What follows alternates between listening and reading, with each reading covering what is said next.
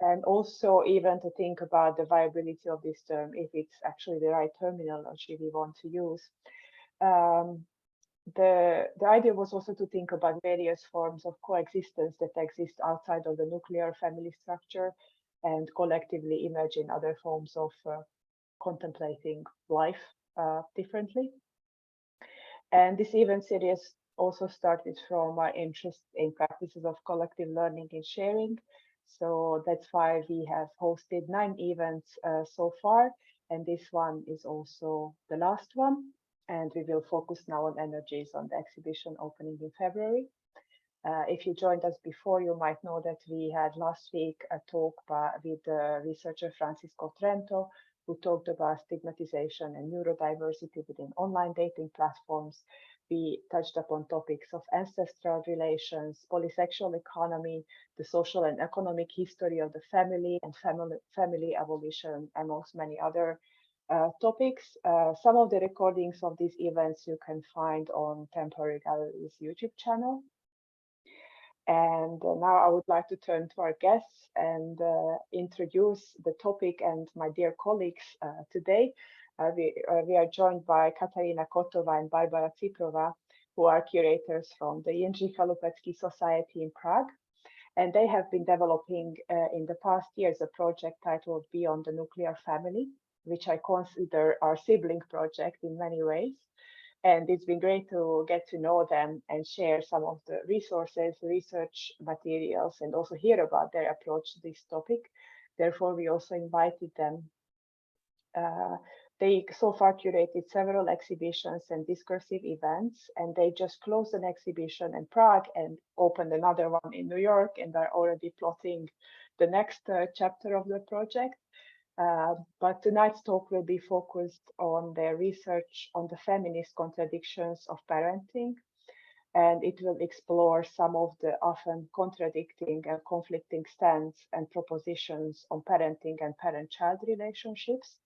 They will also source from feminist theory and fiction, psychological and anthropological literature, and the talk will also touch upon topics of insecure attachment, deprivatization of care, and tribalization of parenting styles. And they will also share with us some of the experts of moving image works that were part of their exhibition that I previously mentioned. Very shortly, I will read out the biography of our guests. Karina Kottová is a curator and theoretician of contemporary art based in Prague, Czech Republic. She's a director of Jindřich Chalupecký Society, and she's interested in the psychological and emotional impact of current socio-political challenges, as well as in feminist theory and the subversive potential of so-called feminine qualities such as empathy, irrationality, or intuition. Our second guest is Barbora Ciprová, who is a curator and musician based in Prague. She is also a curator at Jindřich Chalupecký Society, and in her practice, she focuses on the influence of the physical or cultural environment or on the inner space of a person, whether in the context of art, anthropology, or psychology. And now I would like to give the word to our guest today. Welcome. Thank you so much for having us. And thank you for this collaboration, which is also part of a platform that we are just starting with Temporary Gallery and with a couple of other European art institutions, which is called Islands of Kinship. And it's we are trying not only through exhibitions, but also through really practical steps, kind of rethink the way art institutions can work for us and for being more inclusive, more welcoming, more kind. We thought about not using the word sustainable, but somehow perhaps rather caring in the environmental sense, or being cautious and supportive. This talk is a part of it, and as well was our exhibition that Chris shortly introduced, the Beyond Nuclear Family. We curated it as a collective of 4 curators. There is also Veronika Čechová, who joined us for this talk. And we were exploring really different ways of structuring family, or perhaps even abolishing family, so that this kind of image that it is so aged and actually thrived as just a short-lived historical phenomenon in the 50s, early 60s in the US, is still reproduced through the media, through policies, through also in Central Eastern Europe. The word traditional family is something that is more and more used by politicians to restrict different human rights, and it's becoming very dangerous. And we thought it would be good to have a look at this concept and try to kind of deconstruct it, but also through different works that we both commissioned and exhibited, existing artworks, to explore what are the alternatives, what are the possibilities, how we want to live, work, have something like relationships, but not necessarily in the kind of traditional terms. So this is just to very briefly describe it. And we had different chapters of this exhibition that we were each researching. It was touching upon architecture and its relationship to family structures, or the ways we live together. Also, of course, there was the topic of gender. There were psychological aspects. There was also a chapter about absence in the broadest sense of the word. And Bara and me will today focus on one part of this topic, which is an important part, but also just one division that we were looking at through our research, and that's the topic of parenting, of raising children, of also looking through the children's lens or the children's perspective that Bara was a lot into as a part of this exhibition. And I was also looking at it, but more through the perspective of fiction and especially feminist sci-fi. And we call this talk Hold On To and Let Go. And we also divided it into these two parts, where we would like to share some excerpts of our research with you. We will also read a little bit some excerpts of texts that were inspiring or interesting or thought-provoking for us, and we will show you two artworks, two videos. And we feel, although we don't want to simplify that in some way, this is really the main debate, or the main kind of clash, that on one hand, in the more perhaps anthropological or psychological sense, there is a lot of literature about attachment, about how to attach to our children, how to have them close, and they might not be biological children. There are different concepts, but the way we kind of are close and sort of orient the children to the caring adults, whether or not they are biological parents, is the kind of key to these theories or to these concepts. And on the other hand, there is a huge topic of deprivatizing care, of thinking about alternatives, not owing our children, not maybe even being the biological parents of children that we take care of in a really broader societal and also quite utopian sense of the word. And I will go into this a little bit through reading an excerpt of a 1976 feminist sci-fi by Marge Piercy, and then which was also theorized by diverse contemporary, or also historical and also contemporary authors such as Sophie Louise, who was very inspirational for us in terms of this exhibition. She was also part of the public program, and we would really love to in the end hear from you, because we don't have any answers to this contradiction. We have more questions, I believe, even after this whole project. And a lot of these questions and a lot of these topics also arise from our own experience as parents, mothers, but also curators and people who try to kind of shape the institution, the art institution that we work for, in a way that we can accommodate both our family structures, which might also not always be the kind of really traditional ones, and also work and sort of a different way of caring for each other or being together than we were used to from our previous affiliations. So it is a very personal project in that case, and political. And, yeah, so this is for the introduction. I promised to be short, and I was not. So I will already give the word to Bara, and she will start with the hold on to part. Hello everyone. Thank you also for inviting us.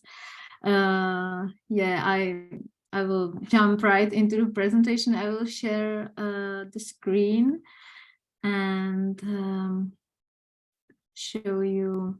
I should admit one. Yeah, and yeah, as Karina said, I will go through the sub topic or sub chapter that we called hold on to. Just maybe one note, here is the link for our the website of the exhibition that we are speaking about, and Chris is also sharing this in the chat, and we will you will see a few pictures from this from the exhibition in Prague that are in several slides, and they are kind of freely related to the text next to it. So I will speak about the hold on to kids in a way mostly from the anthropological approach, and also will touch some psychological impacts and or topics related to it. I would like to introduce you or speak more about the book from anthropological author Meredith Small from US. The book is called Our Babies, Ourselves, How Biology and Culture Shape the Way We Parent. This quotation maybe introduced the best her approach or the basic thesis in the book. It's if a parent talks to his baby, will it learn to speak earlier? No one knows. If you sleep with your baby, will it become emotionally dependent? Who knows? Yet societies establish these rules about various parenting techniques that imply that there is a right and a wrong way to go about parenting. And the advice is usually ordered in such ominous tones: make a mistake and your child may turn out socially inept, not very bright, malicious, or worse, that parents often follow these rules or accept advice without considering that there might be alternative ways that also make sense. In addition, even the hard and fast parenting rules slip and slide, evolve and change, and societies change. Now I would like to read a few more parts of the text that when the author describes several specific ways of parenting in certain societies or cultures, I will show it in 4 examples, and for understanding this her point of view of their societies, it's good to know that we are moving in an anthropological discourse. So an important term or key term in her book is parental goals. To understand it, it's a social cultural construct that support the community in its continuation and survival. To be more specific, we can understand it as a set of tools or rules that are being used by parents in particular community or society, and which are developed regarding a specific context that can be, for example, weather conditions, shape of the landscape, economic possibilities, history or cultural meanings, and so on. So these, so I will read the quotation, the parts of the book, and then come back to the topic of parental goals related to each part, so we understand this these meanings. So the first one is Pygmy FS, and FA Pygmy infant will spend 50% of its time with some other adult than its mother during the first 4 months of its life, and interacts with 5 or more adults per hour. A baby is also nursed by several women who are lactating. The baby clearly knows who its mother and father are, but it has a whole range of adults to depend on. In a social system that values community above all else, this multifaceted bond produces a tight network of social relationships. Babies are attached to several adults, and adults are attached to several babies. So, and if we look at an African son, San infants have more than twice the amount of passive contact with their mothers than do babies in industrialized societies. Babies sit in a special sling within the carros, a soft pellet lined with grass on the mother's hip, and so the baby has good access to the breast and sees everything from the same vantage point as its mother. The sling also assures that the baby is always positioned vertically, which some believe is imperative. Babies left in a horizontal position will never develop good motor skills, they believe. When we look at the Achens, Asian children do not lack for fathers. Babies, besides the man who conceived the child, a man who might or might not be the mother's husband, men who had sex with the mother during the previous year become secondary fathers as well. Asians recognize the connection between sex and conceptions, but also believe that other males contribute to the growth of the child's essence. When they bring a woman meat. These males have a responsibility for the child as well. Parenthood, especially motherhood, requires an intense investment. Asian women have an average of 8 live births. For the first year of life, mothers sleep sitting up with their infants in their laps, hunched over to protect the baby from danger. Not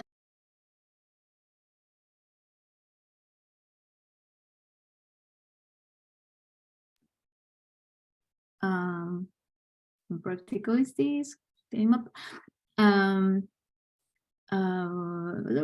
Not until 3 years of age do children spend much time away from their mothers, and even then they are still no more than a few meters away and are constantly monitored. Researchers suggest that the dangerous environment of the forest, where just about anything can happen, compels parents to discourage physical exploration. Ache children walk 9 months later than American children and more than 1 year later than San children.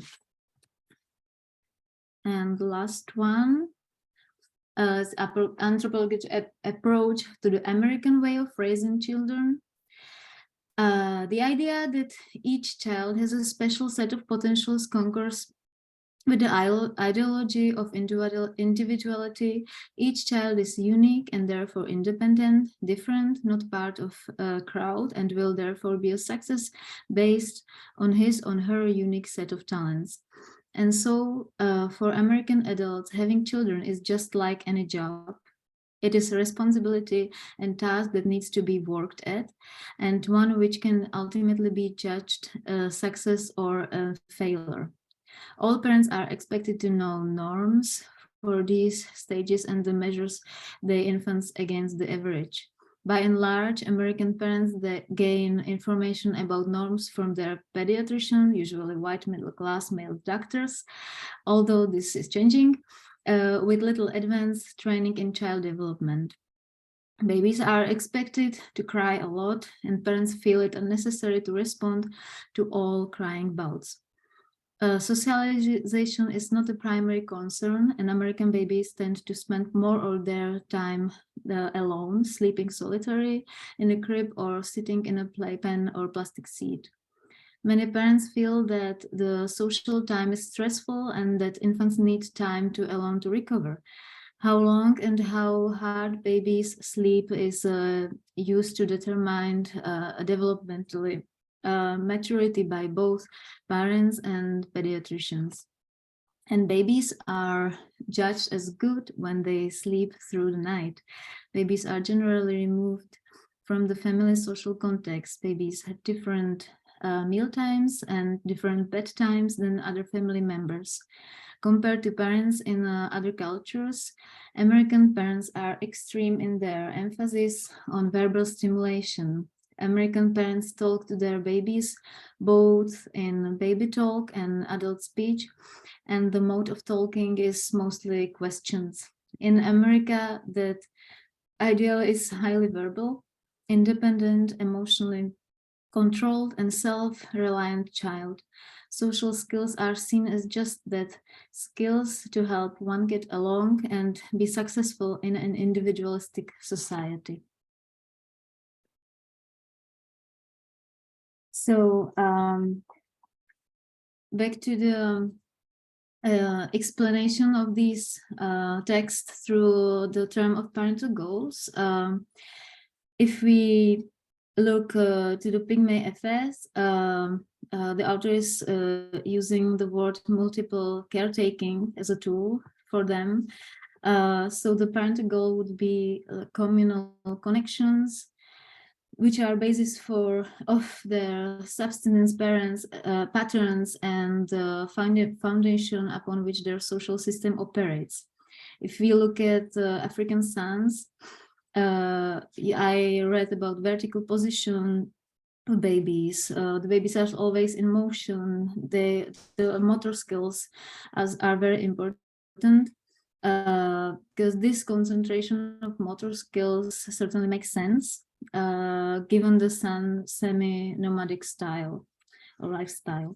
The Acheans, they constantly monitor babies. And it also has a obvious reason because they need to survive in a dangerous environment of the forest. And in terms of Americans, as I read, the social skills are seen as just that, skills to help one get along and be successful in an individualistic society, which is also necessary for all the struggles that are waiting for the life in this society. So to summarize this point of view by Meredith Small, I would like to say that I agree with her view that there is no right or wrong approach to raising children. That is why I find interesting the anthropological way of looking at it, as it shows a wide range of possibilities. The anthropological view is the view from the outside, the view of the observer. So it is sometimes very liberating to try to look at one's own family or community or society through this lens. We realize that the whole range of rules and well-meaning advices, whether from family members or pediatricians, is the product of an infinitive series of contexts and needs of society necessary to sustain it, which moreover may change over time. But I think it's important to address this because while these rules can be very helpful to the functioning of the society, they can also lead to major problems in our person's psychological development. So maybe now I will show you the one movie film by Benelde Hirkan. It's an Angolan artist. It's called Come Back, and the video shows 4 boys on a Angolan beach playing in a car made out of sand, and you can see there's a number of essential themes which define the reality of these 4 children outside the safe world of imagination. And these boys express their hopes and fears, which also reveal the unfulfilled ambitions of their parents, pointing to the transgenerational transmission of trauma.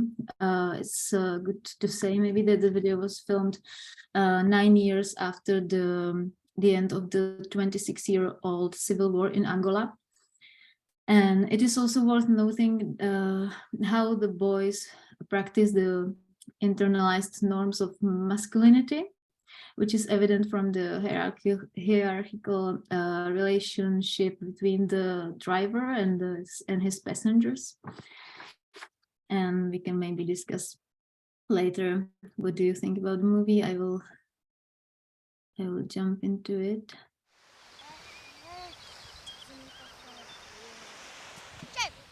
Anda rápido, pá! Já tô perdendo a paciência. Espera só quando ele sair. Motorista, anda rápido. Não fala muito, ande! Olha só. Meta aquele som! Mete! Motorista. Ainda gosta de escutar melindro ainda. Melindro não, qual é melindro? Aquela da som desde que entrou na minha vida essa mulher. Mete. Motorista, mete! Você é muito burro, não compra rádio por quê? Bolinho. Vou te dar dinheiro para você comprar rádio, toda a vida aí. Associa quanto é? Compra 24 rádios. Maluco. Mete na porta-bagagem. 30 na porta-bagagem, 20 aqui dentro. Mamanico. Ei, mamanico. Teu pai é aquele doutor? Doutor Mauro. Cheio. Meu pai, esse dia tem me sumido, pá. Dá lá, life. Daqui a 2 meses, também já estou lá. Você vai no zango, aquele lá. Você vai no zango. Você vai no zango. Vai viver nas tendas. Vai nas tendas, você aposta. Esse já não vai subir no prédio. Você nunca viu.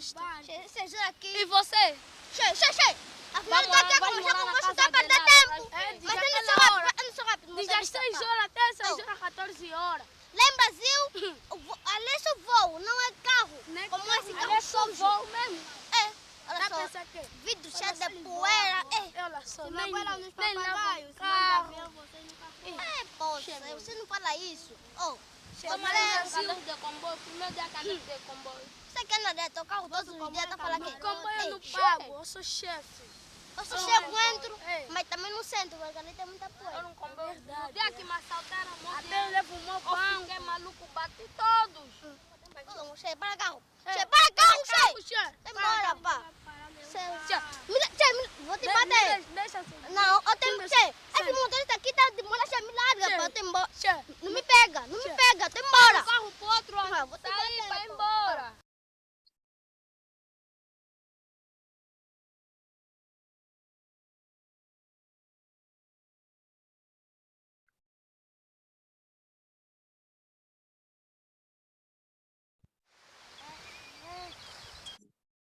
So, now I would like to mention my final approach to this topic, the hold on kids topic, with a book that was really inspiring for us by Gordon Neufeld and Gabor Mate. It's called Hold On to Your Kids: Why Parents Need to Matter More Than Peers. I'll just try to briefly summarize the basic ideas of this book, and At the beginning of the book, the authors ask why it's so difficult to raise children nowadays, why they don't listen us as parents, why have problems at school and so on. They are speaking mostly to the American audience, but we can easily refer to our European or other experiences, I guess. They explain that the core of the problem is the lack of attachment. Is the key word of this book. And for better understanding, I put this definition from the book that the attachment is, in a scientific terms, an attachment refers to the drive or relationship characterized by the pursuit and preservation of proximity. Proximity is Latin for nearness.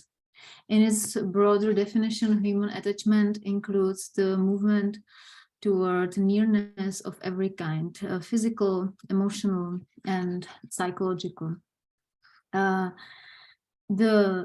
detachment causes, or lack of attachment, causes a lot of deprivation and problems already from the beginning of lives. When the babies are not having a healthy relationship and contact with their caring person, they suffer from the lack of very basic needs. We are in a situation when thousands, maybe millions of kids in the world are being healed by medicaments because of many psychological problems. The common practice is that kid is punished for bad behavior, but what the author says is that we need to go deeper to the problems, which is, from their point of view, healing and healing a disturbed relationship with parents or the caring person. It doesn't have to be parent. So what the kids will naturally do is, if this attachment isn't there, they attach to another kids, and then there become a huge problem by the opinion of the authors. The issue of peer orientation is the main theme of the book. Authors explain that kids can never give other kids the same security and certainty as adults. And Gabor Mate is also saying that human beings has never been meant to be raised in a way that are nowadays. This way presented by nuclear family concept is very recent one. Human beings were always being developed in a context of tribe, clan, extended family, and so on. And he says that the isolation of nuclear family is also the reason for such a stress and less success with parenting.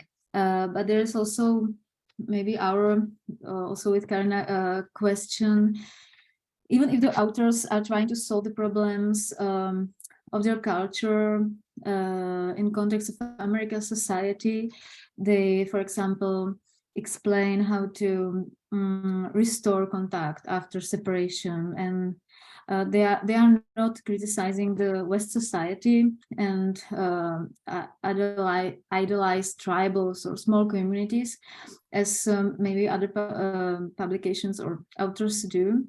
But still, we feel that you need a certain living conditions to even calm down and have a mental capacity to think about these nuances of family relationships and to lead a life of your own. So maybe now I will give word to Karina, who will speak more about other approaches and other points of view for this.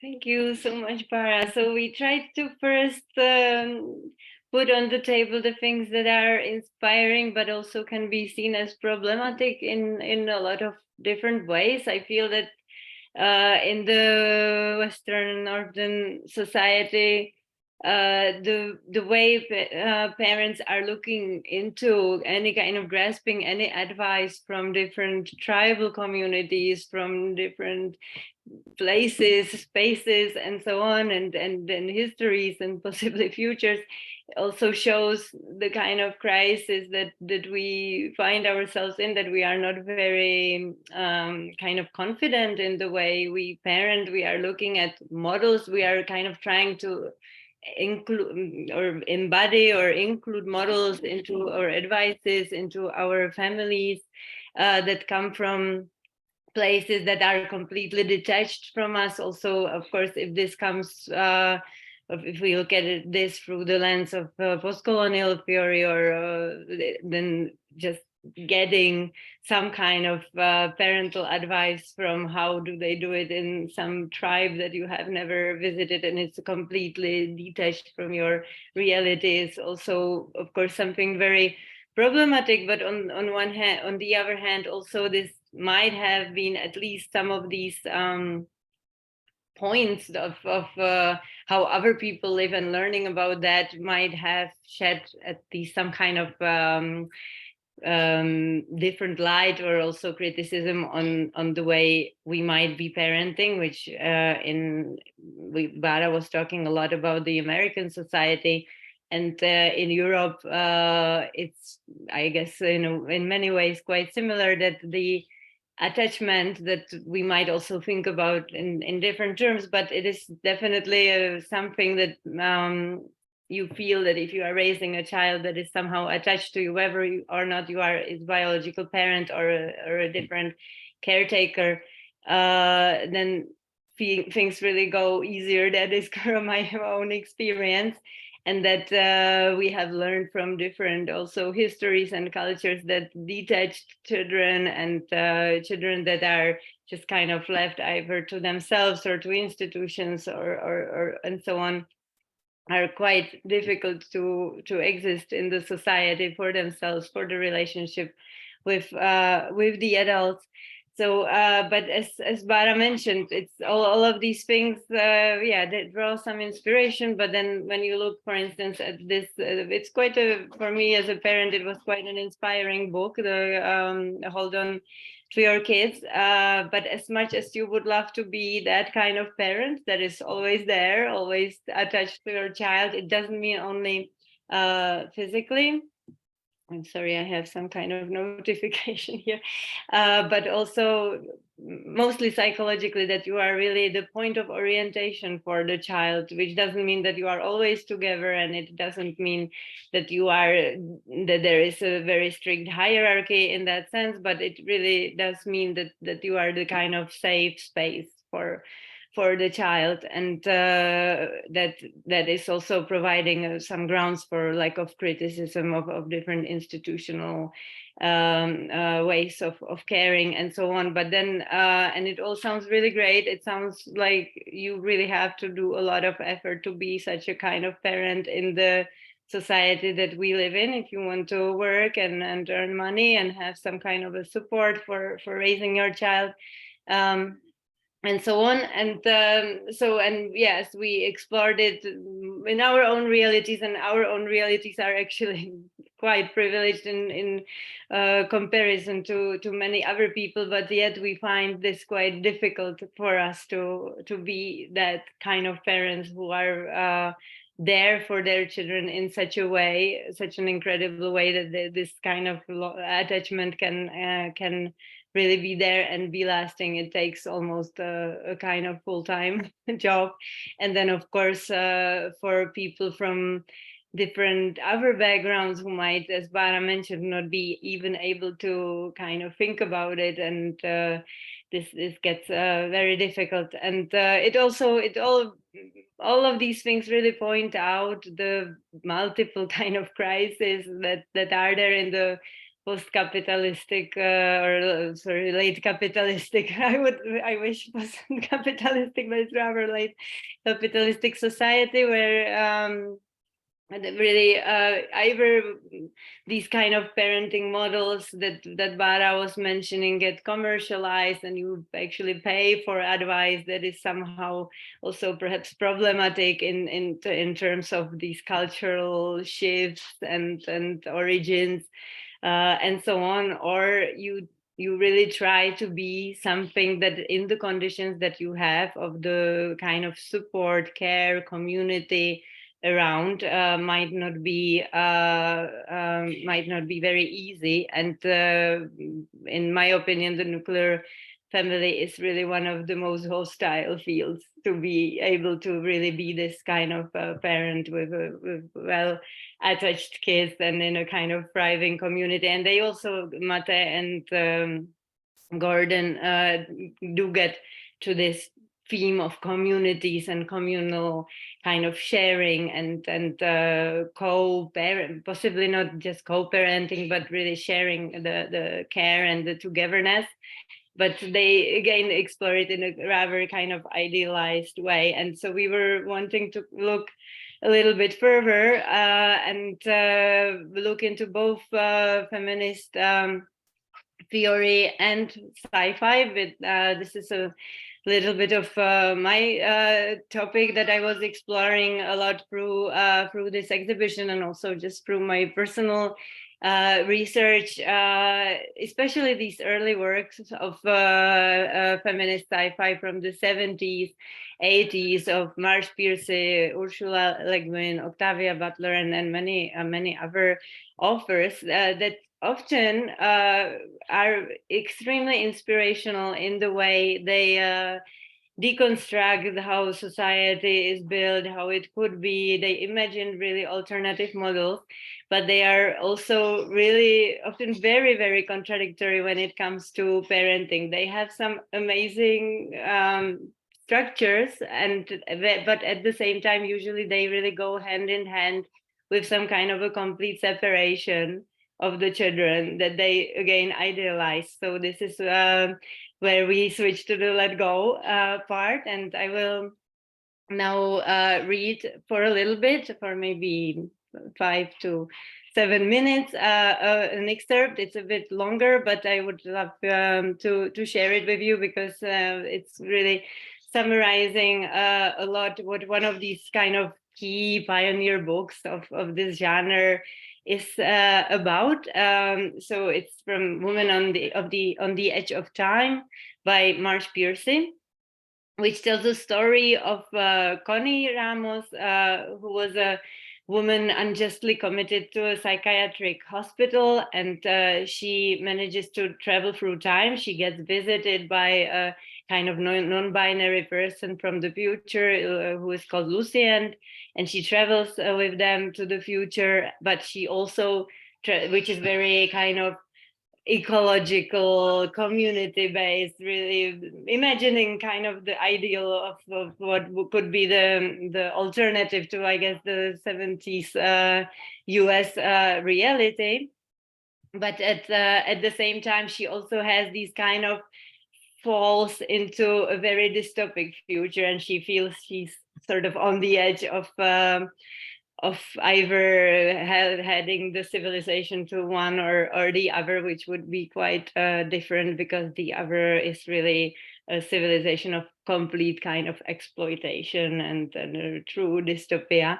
So let me read it, and then I will get to a few points that I wanted to discuss. And in the end, I would also like to show you one artwork that we commissioned for this exhibition, Beyond Nuclear Family, and that was also inspired by some of these texts.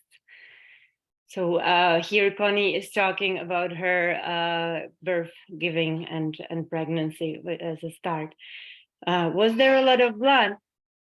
I was knocked out, so how do I know? Was it exciting? Did it feel sexual?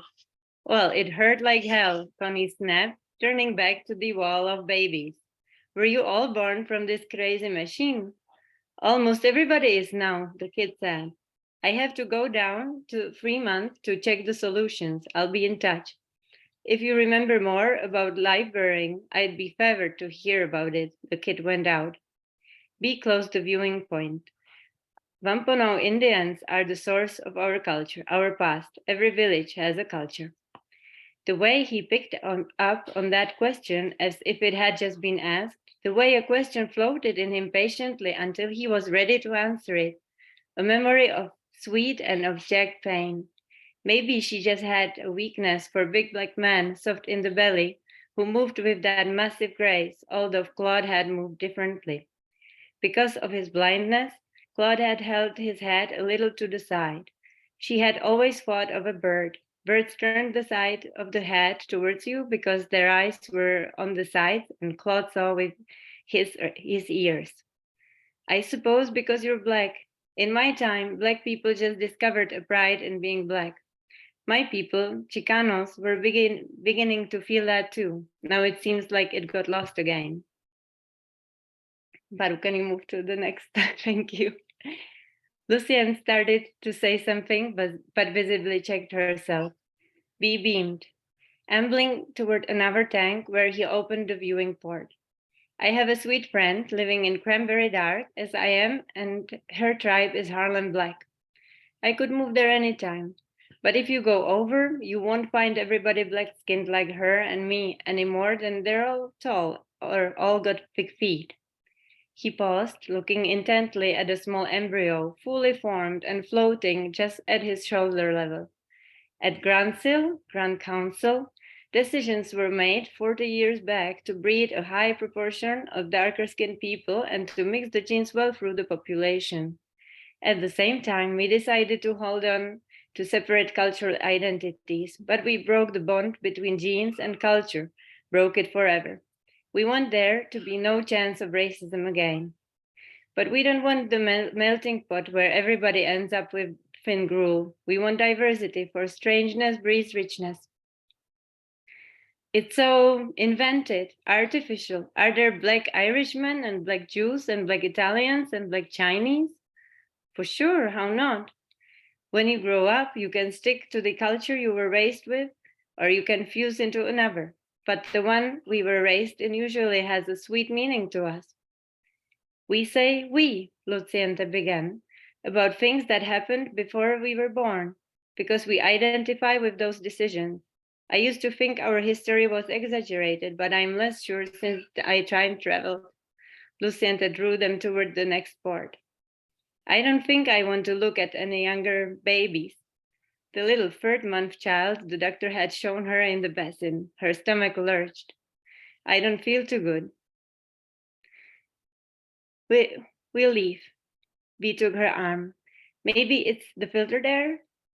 Grasp, the plasm is precious. Life flows through here for 16 villages in all, the whole township. Outside, she took a deep breath of salty air and detached herself from Bee. Claude saw delicate pride, like an orchid with teeth. What could a man of this ridiculous podunk future, when babies were born from machines and people negotiated diplomatically with cows, know about how it had been to grow up in America, black or brown? Pain had haunted Claude keen. This man was a child by comparison. You saying there's no racism left? Paradise on earth, all God's children are equal? Different tribes have different rights, but God is a patriarchal concept. Lucinda took Bee's arm and hers. Our mems, our children, our friends include people of different gene mixes. Our mothers also. But these kids would be black. Yours would be brown. My child, innocent, has lighter skin than you do. We stopped to admire a walk lined with rose bushes blooming in yellow and orange and creamy white. There's no genetic bond, or if there is, we don't keep track of it. Then this kid isn't really your child. I am Innocent's mother. How can you men be mothers? How can some kid who isn't related to you be your child? She broke free and twisted away in irritation. The pastoral clutter of the place began to infuriate her. The gardens every place, the flowers, the damn springly-looking chickens underfoot. Lucien urged her along. We're walking Bee back to the lab. where I'd be with the rest of our plant genetics base except for you. B and I work together. Maybe that's why we've been sweet friends for so long, 12 years already. I thought it's because I'm too lazy to run from you the way insane Lang would. I never noticed that Cors, who worked in the same base, stuck so long. We're so ill-suited we can't give up. Connie, Apple Blossom, listen to me. Be on guard when Lucy calls you soft names. Be managed to saunter more slowly than they walked and yet kept up. It was part of women's long revolution, when we were breaking all the old hierarchies. Finally, there was that one thing that we had to give up to, the only power we ever had. In return for no more power for anyone. The original production, the power to give birth. Because as long as we were biologically enchained, we'd never be equal. And males never would be humanized to be loving and tender. So we all became mothers. Every child has three, to break the nuclear bonding. Okay, so this is the excerpt that I wanted to read to you. And it really summarizes quite a few things that are discussed these days that also touch upon the topic of deprivatization of care, that we do not or might not own our children, or they might be somehow shared within a community, and the kind of generalized concept of motherhood, which is really interesting, and there are, and of course all of this coming beyond racism and still keeping some kind of diversity. So it has a lot of points that are super interesting and inspiring, but at the same time, so where they find themselves, it's a place which is called the brooder, and it's a kind of technological womb system, basically, where there are many different wombs where the babies are breeded. And this is just all operated technologically. They can kind of mix up the genes, and then the free mothers receive a child from this brooder that will not be genetically connected to them.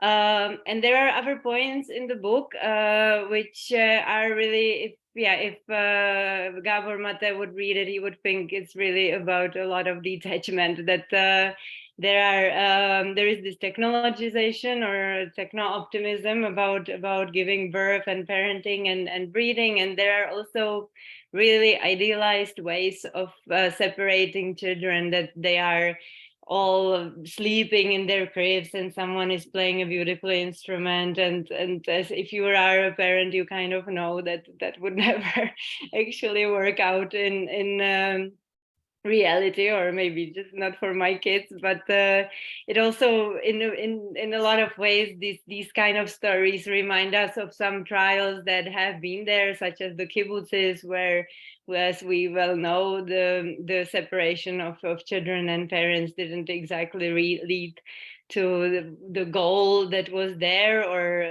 the kind of early socialist trials in architecture, which was supposed to also redesign the way of living, which was extremely interesting in the early Soviet Russia, for instance, where they just constructed a whole building which would have individual kind of cabins for individual people. It would have common spaces for sharing and leisure, and it would, for instance, also have spaces for children so that mothers could be free to work. But it was always done or designed in such a way that didn't exactly work out, that okay, the mothers would come breastfeed the kids every so and so hours, but they would be kind of separated for the whole day, or and the reality of this was when these structures, a few of them were actually built, and when they were built, people just started to kind of, maybe also just out of the way they were used to, but perhaps also out of some specific dysfunctionalities, they would just be changing it again into some kind of apartments which would be more suitable for instance, having your children around, or having the whole family around, or cooking in the place where you are sleeping, and so on. So these are all big topics that we could discuss for a long time. But generally, of course, every piece of literature is different, but in a lot of the similar sci-fi literature I have read, both from the past and some also from the present, there is this kind of either this idealization of some kind of a technological solution, or this kind of separation of parents and children. And as much as it might be progressive in the way how we really need to basically change the society so that we can somehow be well with ourselves, with our children, with our kin or kith possibly, or people that we want to have around, that we really have to change all the structures that are around, the way the kind of proposals that they give. For instance, for my reality, if I'm personal, would probably never really work out. And this was also, for instance, one of the criticisms that Sophie Louise was pulling when she was writing her earlier book, Full Surrogacy Now. And she also just now published another kind of maybe in the next chapter of it, which is called Abolish the Family. And and she was looking at this kind of techno optimism, and also criticizing or going into discussion with some of the early feminist writers, such as Shulamit Firestone, who also in her Dialectics of Sex kind of thought that technologization of gestation would sort of solve the problem. Louise calls it the gestational fix, that pregnancy and childbearing is rather estranged and displaced than actually put into some kind of a working relationship or working status. And she's calling for open source, fully collaborative gestation. But of course, she doesn't have one way of how to do this. It is still in a theory, and it is also very radical. We can have many questions to it, but she basically proposes that we would somehow try to overcome this kind of either techno-optimistic or separationist points of what was proposed in these kind of utopias, and really create a community where this is again a quote, where every pregnancy would be for everyone, that you would really be able to share children, but not in the way that children are state-owned or owned by their parents or owned by anybody. She's really thinking of different kind of also very utopian and very kind of radical, but moments that would really create or share the gestation within a certain community that would be really caring for each other beyond kind of separate cultures, genders, and so on. What was, sorry, I have some notes here that what I wanted to also touch upon. Yeah, so what was mostly important about it, she was also quoting two authors, Michelle Barrett and Mary Mentosh, that were asked what would you put in the place of family? What would come after the family? And they said nothing. And this nothingness is, we were discussing with Bara also, what do we want actually? We cannot really associate with any of these. We cannot go for tribalized parenting. We cannot just read Marsh Piercy and say, okay, that's the future that we want. There are so many kind of options and so many possibilities, how to be together, how to form kinship, but it's none of it is really that I think all of us would vote for. And perhaps really we feel that this kind of nothingness, which sounds terrible, but maybe also promising, is really something as the ground that we don't really have one model, or we cannot even have one model or one answer, and we need to somehow, but we feel that the way it's done now, it's not working for us, or if it's working, then it's working in some kind of a alternative sort of outside of the system community that also struggles with the way, because it is outside of the system, and struggles perhaps with the connection to it, and so on. So this was very interesting for us, that okay, we might really end up with nothing, but we were discussing this also with Sophie, that the point is not, also the point of the book Abolish the Family is not, okay, just leave your family, leave your children, and I don't know, move to the forest or move wherever you want. It's really not that, because if we do that, we are kind of left with actually not the right nothing in this point.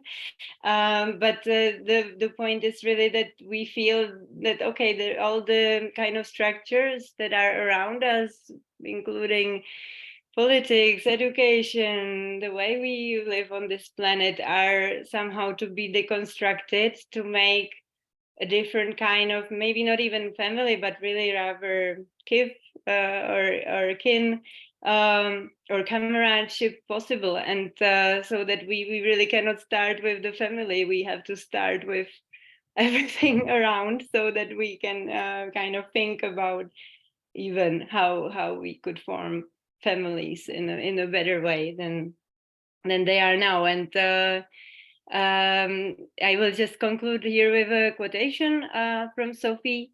What we are saying is that we have to do both at once, make the state return especially dependent humans to the arms of the few caregivers it tends to recognize, and insist on deprivatizing care, contesting parental rights, and imagining a world in which all people are cared for by many by default.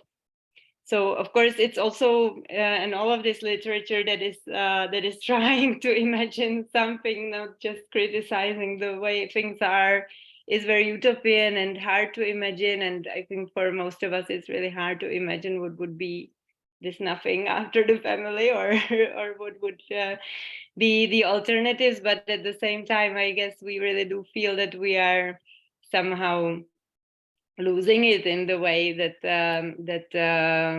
the Western society is leading its life, and the families are on both ways, they are part of it. And yeah, so and what we can also maybe discuss later if anybody has some questions, but also in the Chalupecký Society we really tried to maybe not abolish everything, but try to make a little bit different ecosystem for ourselves and for being there, and being parents and curators and a lot of other things. And it's a bit of a rehearsal of different roles and possibilities of how to be together in a living and working environment. So that's something we can discuss, and I guess I would conclude here with the theory, and I would like to show you as in the end one fun film by a Czech artist, Markéta Magidová, that we commissioned for this exhibition. It's a 3D animation, and it is directly inspired by some of the literature that I was quoting, and it is also a bit utopian. It's also a bit about abolishing some kind of old family structures that are here presented in kind of public monuments, and the way families are generally kind of stereotyped in the public space.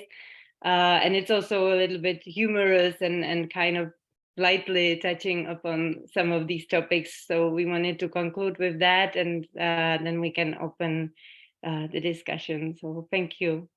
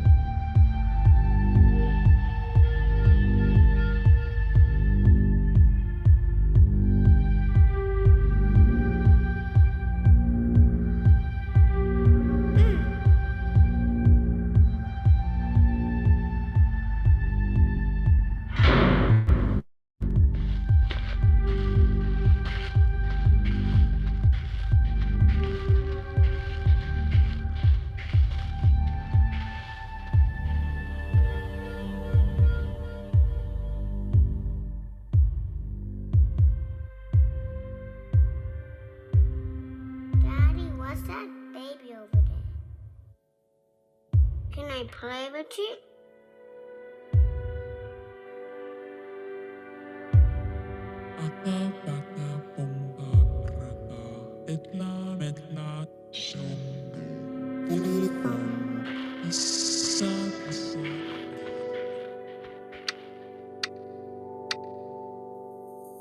You are not it.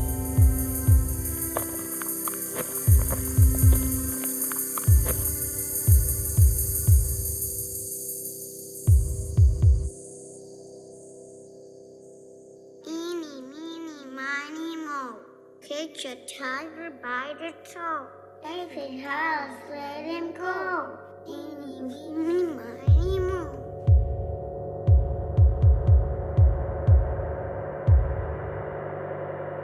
My mother told him to pick the best one, and that's it.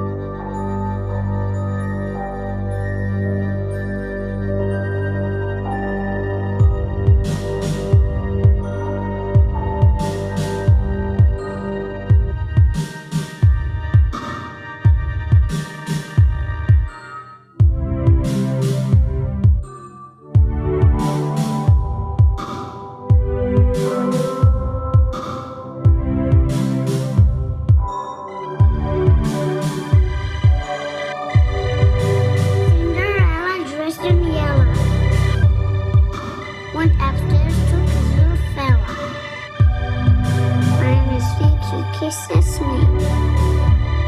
Now she wants the road to share. And what about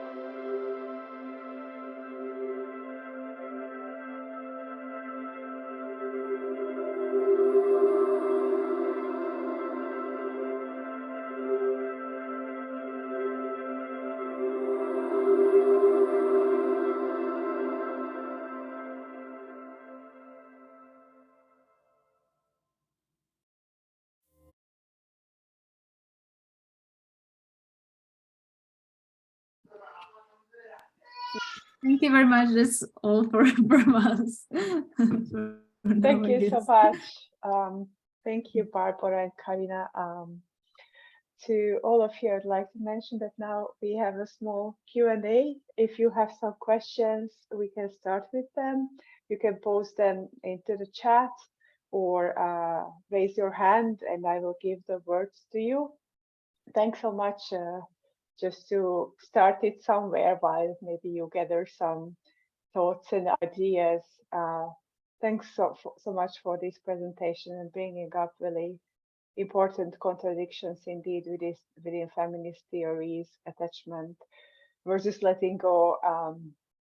And maybe just to start with some ideas and riff on some of the points you mentioned this conversation, and also bring in some personal observations. Just before we started this Zoom talk, you also expressed a little concern that your children might get noisy in the background or that they might disturb the image, and it's also somehow fascinating, or I've been thinking a lot about how in professional contexts oftentimes these aspects are not allowed, or there are some kind of unspoken rules. Definitely not here, because we wouldn't be, I think, none of us concerned about this. And if I may share a personal anecdote, that I did not discuss this with Karina before, but recently we met in Bratislava with Barbora, Karina, Aneta, and several other colleagues and organizations.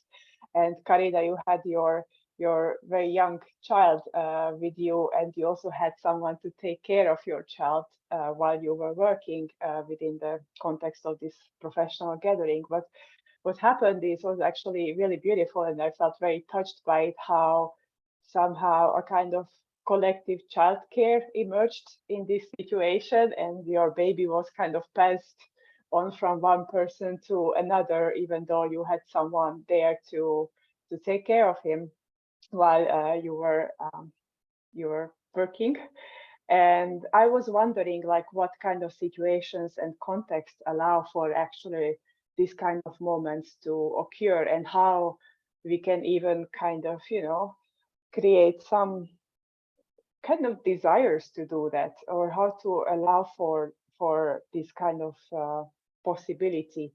And maybe it also goes to the concepts that Barbara talked about the kind of parental goals. What are the kind of collective parental understandings in different contexts, and how they can change, and what it takes to actually to allow for this collective desire to change. Because I think many parents and many, I don't have children myself, but many friends of mine who do, express the need to have this more collective engagement with child rearing, and I was just wondering what happened, like what can happen and how we can activate these forms of collectivity that are not only exceptional, they maybe don't only happen in, say, friendly art communities, but but also elsewhere. It's not really a question. I'm just kind of riffing, so we can start this conversation somewhere. So maybe you or someone else would like to respond to that. It's a good question, actually. If can I answer it just briefly? From my point of view, we are touching the topic that we were also discussing with Karina. That there is a question if the kids or children are part of our society or not, and how if we visit some other societies, then we feel some kind of that the kids are more involved in the like real life situation. They are not separated, they are not always somewhere, they are not sleeping like more earlier than parents and so on. And how I don't have definitely good answer for it, how to do that, but from our experience and how we do that, Karina mentioned it in the end of her presentation, how we do that in our work, in our in the Chalupecký Society. It becomes to be kind of organically chaotic and natural way of being like together, that the kids just yeah, they are here again. They just came to our lives, and of course we are not the collective of all mothers, all parents. We also have members of our collective that don't have kids, and but we open this topic as like, okay, it's kind of normal, and why even ask about that? The kids is just part of our lives, and we just solve it somehow. We started to more often have home offices, and somehow rebuild our office so the kids have also space for them and so on. There's just few practicalities which are not maybe the answer, but I think yeah, as I said, the main question is if the adults admit the simple thought that the kids are part of the society, and they can join us in a situation that are not so usual for now, but can be. They don't necessarily disturb everything or destroy everything. If we, I think personally, if we have respect for their needs, also they can easily be with us in many situations. I don't know if Karina want to add something. Yeah, I just wanted to say that, I mean, yeah, we've been rehearsing a lot, as Bara mentioned, also in terms of, yeah, I've been working for the Chalupecký Society for 8 years, and we had 7 children born in that time. In the small team, we are right now 7 people. So maybe that also gives a little bit of our background.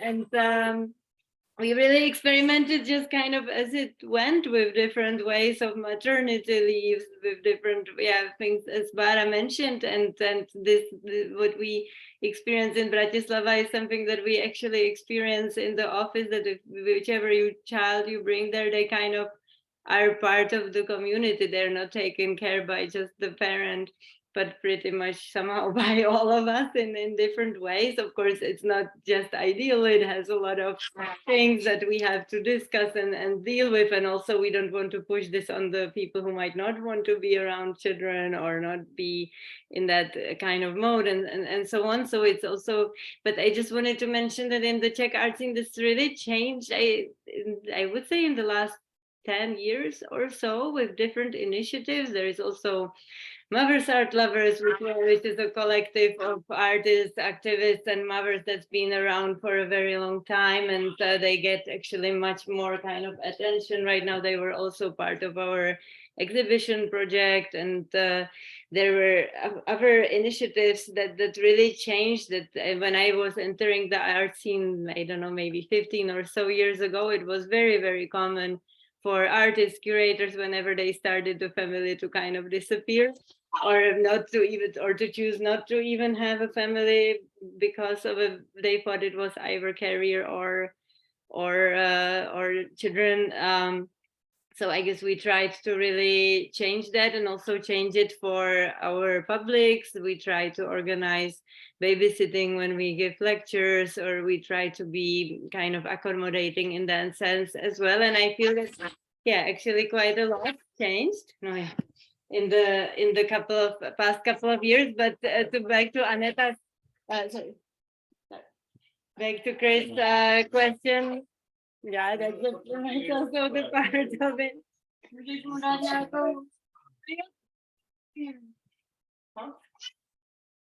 That yeah, sorry. That of course it's just the kind of, we are creating a kind of a niche in the society, niche in the art world, and the art world itself is a niche. And how to kind of make this or have things like this possible, or these kind of rehearsals. I wouldn't even call it we really found something. We just had many trials and errors, and some things really work for us much better than they used to, I feel, and some just were like a dead end.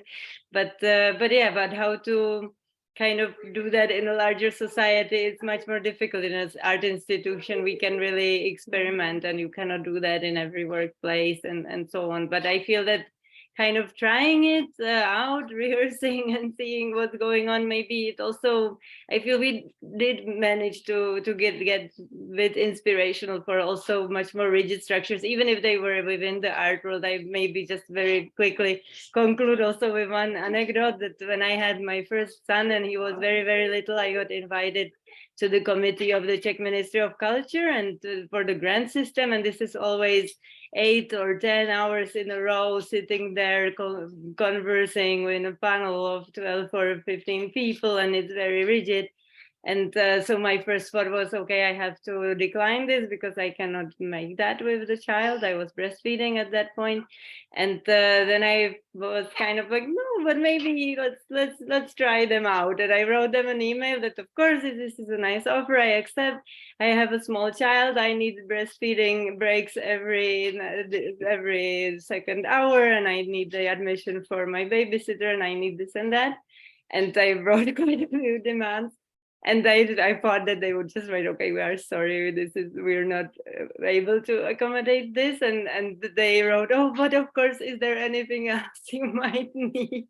And they actually did it. So I feel it was also a matter of different people just trying out the structures that were there and seeing if they could somehow change. And in the end, it really wasn't so difficult for this particular thing to change. Thank you. I think what's very interesting is also the rehearsal, as you call it, because somehow when we're also working on this project that kind of goes outside of the, say, familial relations a little bit. But the one thing that we talked a lot with Annette about is we didn't want to present models or so-called alternatives that kind of exist on the fringes, or, you know, are like little private cluster of some form of exceptional model, but rather to think about things in motion, like what things could be, or moments that also can trigger some kind of imagination or really collective desire to form, even on a very micro way, because I think that's the only way we can really operate. There's a question which I think you partly already answered, but maybe there is a little of expansion on that from Aneta, who's an institutional director, asks, what art institutions can do to support parents? For example, you asked us to move the starting hour of this event to 6 p.m. Usually we have this event starting at 7 p.m. Is it in general better for parents to do events a bit earlier? What else? I have a feeling art institutions could do more than that. So maybe you have some other responses to this question. Yeah, thank you for that question. It's very important how the institution can support parents. As Karina mentioned, we practice few things that can support parents and kids for like being audience, or also practice their or do their work, like babysitting, or start earlier and not in evening or later hours, and so on. But as also Karina mentioned, we are still on the process of it, and we are trying to do our best, but still, I guess, also within our team, we say, okay, let's do the opening of this show at 6, and then there will be some screening and so on. And someone else will say, oh no, my kid is going to sleep at 7. I need to be like, I wouldn't be able to be for the end of this. So we even within the collective, we have different needs and so on, and it's hard to say. It definitely is not one solution for all parents, all needs, but I think there are few things that can be done, and it's not, and also it doesn't, it shouldn't be bothering people who are not having kids also. So there's the tiny line that you need to somehow focus on. It's I don't know. I'm not sure if I can give you some specific examples right now, but as I said, just think about the respect to each other in general. I think it's the basic idea, you know. If we think about not only parents in our practice, also elder people or younger people, or any groups of people, you also you'd I know, I think our brain would explode if we try to reach all the necessities, all the needs. Yeah, I don't know if I answer your question, but it's always just, I think trying is already great point. And not all the institutions doing that, but yeah. There's also a question from Alma. Something I'm wondering about for a long time. In Western society, the start of having a kid is a romantic relationship. As we may be all experienced, is that a romantic relationship is an amazing but can also be full of triggers. I myself got raised by multiple parents, but this was mostly because the relationships of my parents came to an end. I keep on wondering if romantic relationships are a good base for having kids, or is there an alternative way where the childhood of a child is not relying on a life and love path of just two people?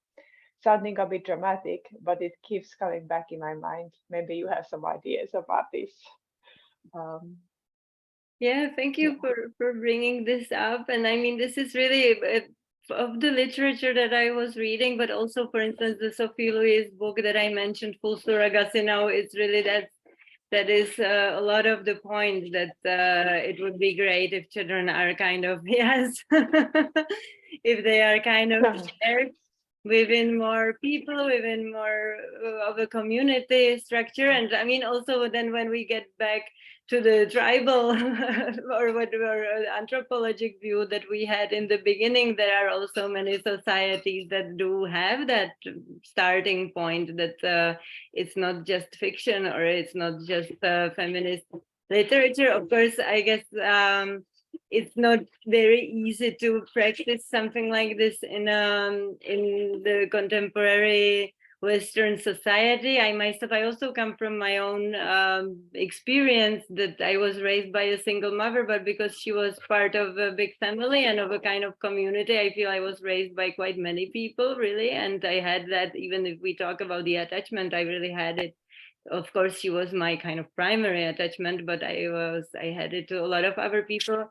And I actually did end up living in a nuclear family with a husband and 2 children. And I feel that this project and also a lot of this research is also, for me personally, I think also for other people in our team, a way of kind of revising that and looking into that. And we are, for instance, our family, we really try to think about including other people in some kind of a ceremony, or that we would really love to have some people that are already, I mean, they are already our chosen family. And Sophie Louise also says it would be great if we don't even have to use the word chosen, that it's actually, that already says that something is kind of the biological and something is chosen. It already goes into that dichotomy, that it would be nice if it's just people that are taking care.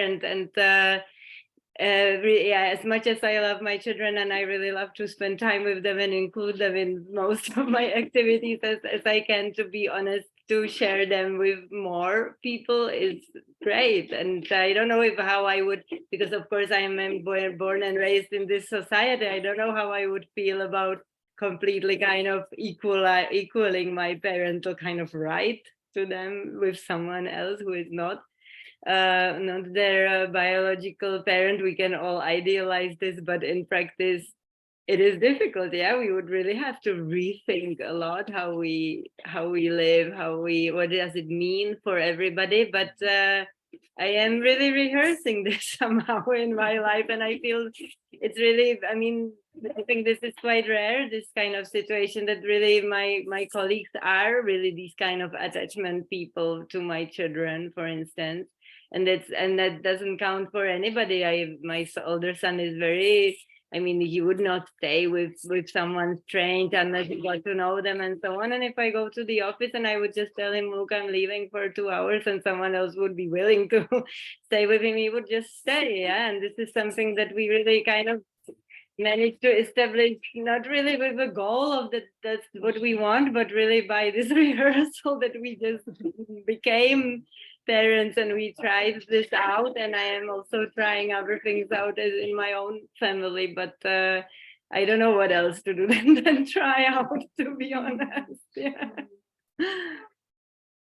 Yeah, maybe I would add for that question, I would look at, I'm deconstructing everything today, but maybe we could also deconstruct the term romantic or romancy. You know, if we look at this way of being together as a romantic way, maybe it's also cool. You know, it doesn't have to be this movie style romancy.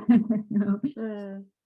To people who just get in love and stay in love together at the end of lives, of course. So, yeah. One of the previous events we had was a reading group with Bini Adamczak, and we read her text on the theory of the polysexual economy, which in part kind of addresses this kind of romantic partnerships and as a kind of a core problem at collectivizing care and love and so on towards others. Yeah, of course. It's also been said that the romantic love is a beginning of the end of the family, you know, because previous or older structures, family structures, they weren't really based on the romantic love. Of course, they were on economic needs, and after this romancy came into our lives, this is starting to be problematic, of course, because it's sustainable. Yeah. Yes, I've been thinking about this actually quite a lot lately, how, you know, in my grandparents' generation, for instance, like marriage, of course, there was a lot of love, and I consider my grandparents people who loved each other, but there was a level of pragmatism also why people would get married. and a lot more than how we think about it today, and perhaps in generations before, this pragmatism, or if you think about, practices of arranged marriages and so on. It's a matter of kind of also addressing certain form of having to rely on each other, and perhaps it becomes a problem once it only kind of exists within kind of legal and economical frameworks. And I don't want to say like, oh, this is like great arranged marriage, but it's not. I've been thinking about, like kind of what it means to love another person and kind of bound one's life with maybe not one person, but with someone or many. It's not going really anywhere. But if anyone who has a question or commentary, please feel free to unmute yourself, because we are at this point a smaller group. Or you can also raise your hand if you would like to add something to that. Or any other question.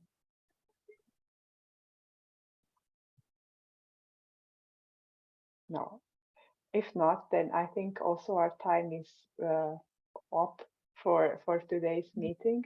I would like to thank again once more our colleagues Karina and Barbora for joining us today. And as I mentioned earlier, we will resume again with our activities in Aneta Temporary Gallery, and in February, where we'll be opening an exhibition on the 3rd of February. Thank you so much for joining, everyone. And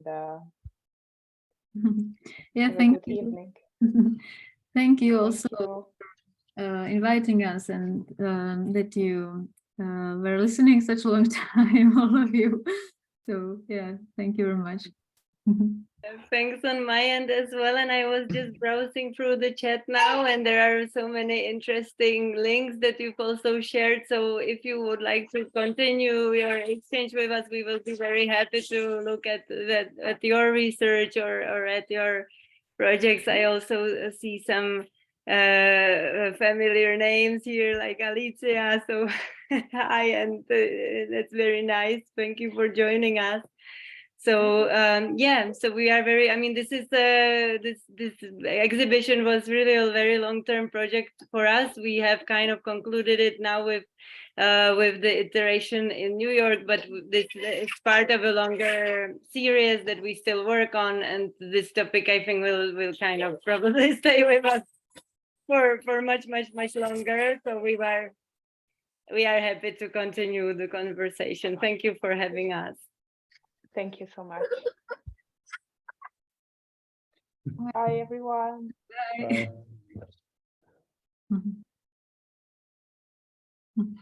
Oh, I actually have a question. I know it's kind of too late, but I was just thinking about it. Do we have another minute, or is it? Yes. Because we were talking about like how a romantic relationship should be, or is often like the beginning of like a family and having children. And I think it would also be interesting to look at it from like a biological point of view, because I mean, what is love? Love is sort of like based on pheromones, and it's about like sort of genetically finding the right person to have like a good genetic mix, kind of. So I don't know, what about this sort of biological approach to it? Because I mean, like if you sort of like go back in time, like sort of pre-civilization, you know, I mean, that's sort of like where like romance and love comes from. It's about like ensuring like reproduction and ensuring that the children are taken care of, and so on and so forth. So I don't know, like how much did you look into like these kind of aspects in your research so far?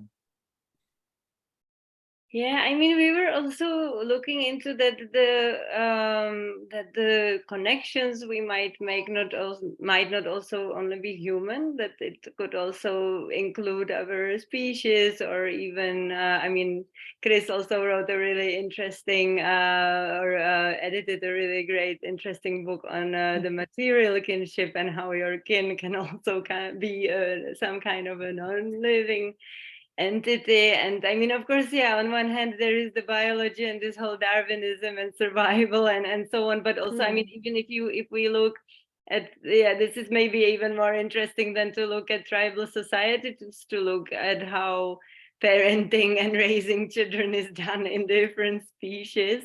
Yeah. I think there can be quite a lot of inspiration going on, and maybe somehow some kind of a mutual learning. And it also draws me, this is again sci-fi, but the end of Donna Haraway's Staying with the Trouble is a short kind of sci-fi story about a girl who in this kind of post-apocalyptic world that we almost are in already, tries to connect with one species of a particular butterfly that and restore the path of this butterfly, because it has a migration path, and there are some parts that are already the butterfly cannot feed because there is industry and so on, so the path is broken, and the girl kind of connects her life to this butterfly and restores this path. But she also really genetically takes parts of its genes, parts of its kind of DNA, and becomes something between a girl and a butterfly. So this is again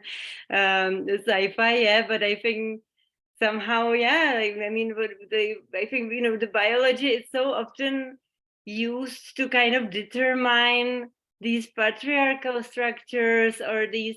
There is also really interesting research by Jonas Stahl about this kind of alternative geology, and about how species might have actually come out from a really different theory than the Darwinist. I can maybe share a link, because it was, that would be great. I can try to find it, but or I will just say I will just write down the name, because it will take me a little bit, and you can geology. I think once you Google his website, you will find it. Perfect. There. And it's really a very deep research about how the story might have been really different now, and that how much we actually know about this. How things were meant to be, or biologically kind of, or naturally. That's really difficult to use these words. So I think maybe if we look at the biology, but from a different standpoint, we might learn actually other ways of, and I think that definitely doesn't lead to nuclear family, to be honest. No, it's also really interesting how they sort of